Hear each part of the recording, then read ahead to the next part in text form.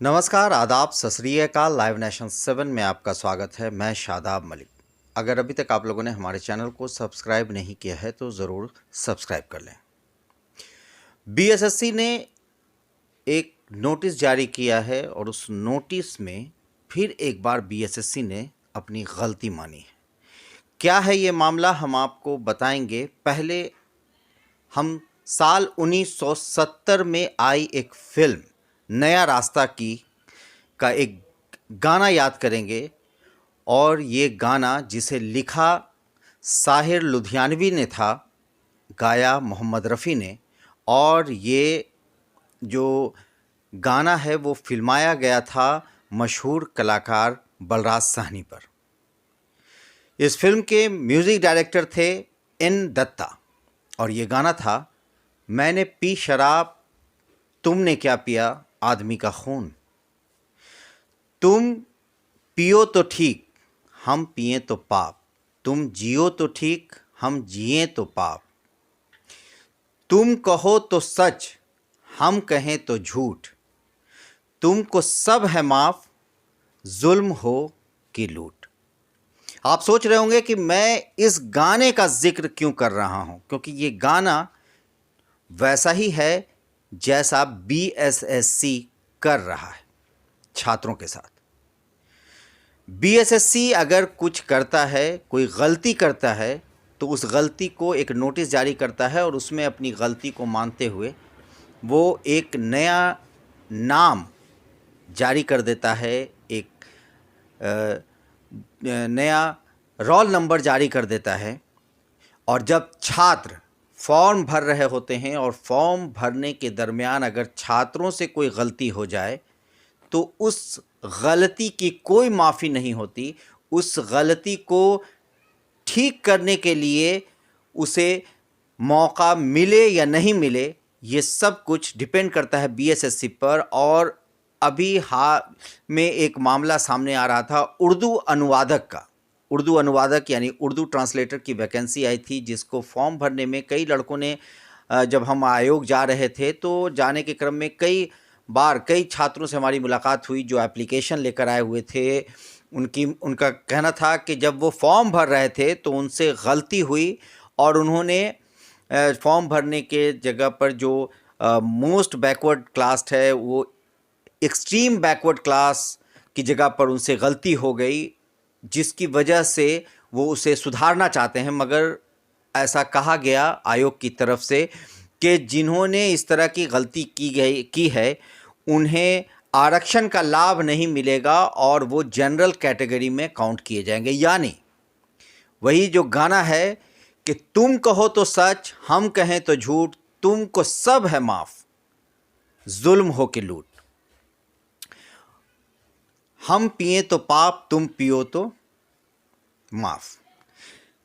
ये फिल्म नया रास्ता में ये गाना ज़रूर था, मगर हकीकत में अब नज़र आ रहा है। और हम इतनी जो बात कह रहे हैं वो सिर्फ इसलिए कह रहे हैं कि कुछ दिनों पहले बीएसएससी ने एक नोटिस जारी किया और उस नोटिस के ज़रिए बीएसएससी ने 1218 ऐसे नए अभ्यर्थियों की लिस्ट जारी की जिनका रिज़ल्ट जारी किया। ये रिज़ल्ट था पीटी का और आयोग ने अपनी गलती मानी। आयोग ने अपनी गलती मानते हुए इस रिज़ल्ट को जारी किया और कहा कि तब जब हमने पहली बार पीटी का रिज़ल्ट निकाला था तो ये अभ्यर्थी जो हैं ये छूट गए थे आयोग की गलती की वजह से, इन्हें आरक्षण का लाभ नहीं मिल पाया।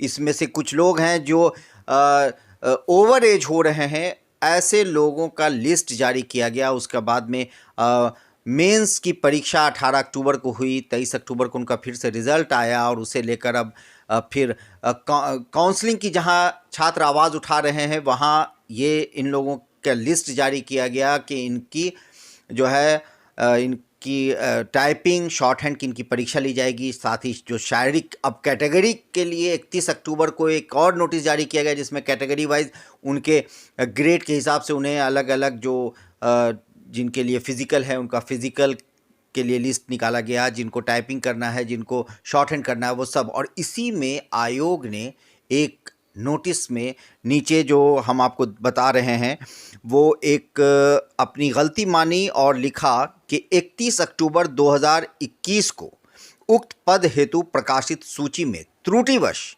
एक अभ्यर्थी छूट गए थे जिनका अनुक्रमांक निम्न है, और वो अनुक्रमांक यानी रोल नंबर है 300 यानी 300511015 300511015। और इस रोल नंबर वाले अभ्यर्थी को वर्तमान में शारीरिक क्षमता जांच या माप परीक्षण हेतु शामिल किया जाता है।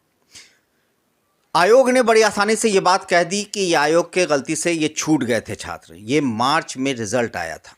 अब सवाल ये उठता है, अगर हम इस छात्र की तरफ से सोचें तो सवाल ये उठता है कि इस छात्र का जब अब इसे शारीरिक परीक्षा देनी है और समय कितना है आपको भी पता है, कभी भी जारी हो सकता है डेट कि किस दिन शारीरिक परीक्षा होगी। ऐसे में ये कितना शारीरिक परीक्षा के लिए तैयार होगा ये अभ्यर्थी, ये अभ्यर्थी ही जान रहे होंगे। लेकिन सवाल ये उठता है कि आखिर क्या वजह है कि आयोग ऐसे एक एक गलती अपनी बीच बीच में निकाल रहा है, अपनी गलती मान रहा है। 2018 में इसी बात को लेकर परीक्षा में क्वेश्चन आउट होने की बात आई थी सामने, जिसे के बाद जो समय के बीएसएससी के अध्यक्ष थे सुधीर कुमार, उनको गिरफ्तार किया गया था, साथ ही सचिव भी गिरफ्तार हुए थे, कार्रवाई हुई थी। ये 2018 की बात है और अब 2021 चल रहा है। ऐसे में ये कब तक माना जाए कि उसी गलती का नतीजा ये है कि बार बार नए रिजल्ट आ रहे हैं? तो आखिर आयोग ऐसा कर क्यों रहा है? आखिर ये नया रोल नंबर कहाँ से आ जाता है आयोग के पास, और कैसे ये त्रुटि मान ली जाए कि ये त्रुटि की आयोग ने और आयोग अब इसे जारी कर रहा है? ये 1218 का मामला अभी ठंडा भी नहीं हुआ कि एक नया मामला सामने आ गया है।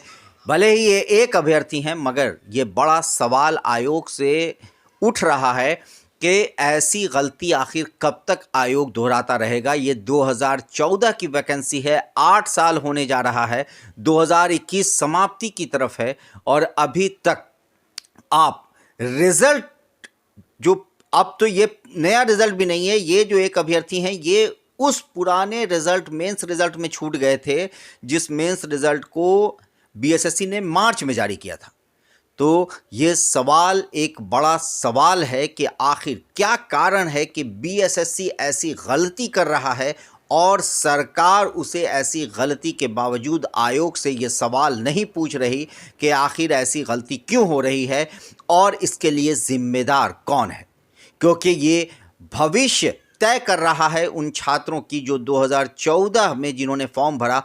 अगर वो उस समय 21 साल 22 साल के रहे होंगे तब तो ये 36 साल के हो चुके, मगर अब सवाल उठता है कि जो अभ्यर्थी तब 37 साल और 40 साल और अगर रिजर्वेशन कोटा की बात की जाए तो लगभग 42 साल की उम्र तक उन्होंने फॉर्म भरा, और ये जो 8 साल का पीरियड उनका गुजर गया तो उनकी उम्र अगर जोड़ी जाए तो लगभग 50 साल होने जा रही है। ऐसे में ये नया रिज़ल्ट एक बार फिर सवाल खड़ा करता है कि बीएसएससी किस तरह काम कर रही है, किस तरह ये आयोग काम कर रहा है कि उससे ऐसी त्रुटि एक बार नहीं कई बार हो रही है। पिछले 1218 रिजल्ट के वक्त भी उसे ये समझ में नहीं आया और ये छात्र का फिर नया रिजल्ट आया, तो क्या गारंटी है कि फिर बीएसएससी कुछ दिन बाद अपनी किसी और गलती को सामने लाए और फिर एक बार फिर किसी नए रोल नंबर को सामने रखा जाए? तो कहीं ना कहीं छात्र ये शक कर रहे हैं, छात्र हमारे वीडियो में ये सवाल उठा रहे हैं कि ये एंट्री कहाँ से हो रही है।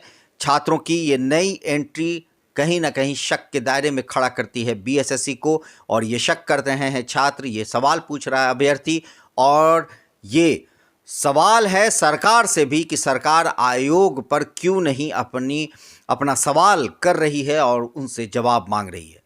आप बने रहें हमारे साथ, देखते रहें हमारा वीडियो। अगर आपको हमारा वीडियो पसंद आता है तो हमारे चैनल को ज़रूर सब्सक्राइब करें। अगर आप फेसबुक के जरिए देख रहे हैं तो पेज लाइक करें, साथ ही ट्विटर हैंडल पर हमें फॉलो ज़रूर करें।